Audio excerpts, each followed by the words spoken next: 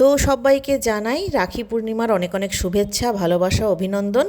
তো ঝিনুক এখানে পুজো করে নিচ্ছে আর আমি একটু মালাটা পরাতে হেল্প করে দিচ্ছি ওকে। ঝিনুক ছোট্টবেলা থেকে ওর গপু আর গুনুকে রাখি পরিয়ে আসে, তো সেটাই আজকেও সকালবেলা আমরা পুজোটা করে নিচ্ছি মা মেয়ে দুজনে মিলে।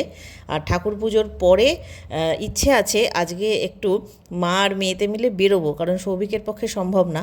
তো চলো আগে ঠিকমতো গোপাল আর গণেশ ছোটোবেলা থেকে ঝিনুকের সাথে আছে এবং এরাই দুই দাদা হিসেবে ঝিনুক নিজে ভাবে মনে মনে। তো সেই ভাবনাটাকে আমি কখনো অসম্মান করিনি, সবসময় এই ভাবনাকে আমি সমর্থনই করি ওর।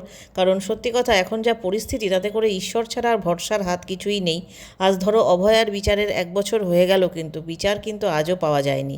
তো একমাত্র বিচার যারা দিতে পারে তাদের হাতেই রাখি পরানোটা আমার মনে হয় বুদ্ধিমত্তার কাজ।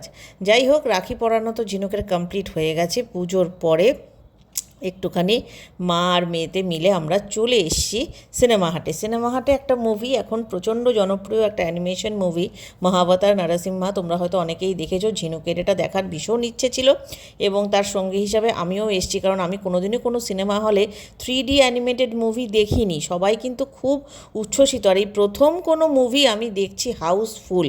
আর সিনেমাটার কিছু ক্লিপিংস আমি একটু রেকর্ড করেছি, কারণ প্রত্যেকটা মানুষ রেকর্ড করছিলেন। এই মুভিটা একটা এমন মুভি হয়েছে, প্লিজ বলবো কেউ মিস করো না। 3D চশমা দিয়ে অসাধারণ লাগছে মুভিটা দেখতে। যতক্ষণ দেখেছি মানে আমরা স্পেল বাউন্ড, চোখ ধাঁধিয়ে গেছে। আর এত অপূর্ব, মানে মনেই হচ্ছে না যে কোনো অ্যানিমেশন দেখছি এটা।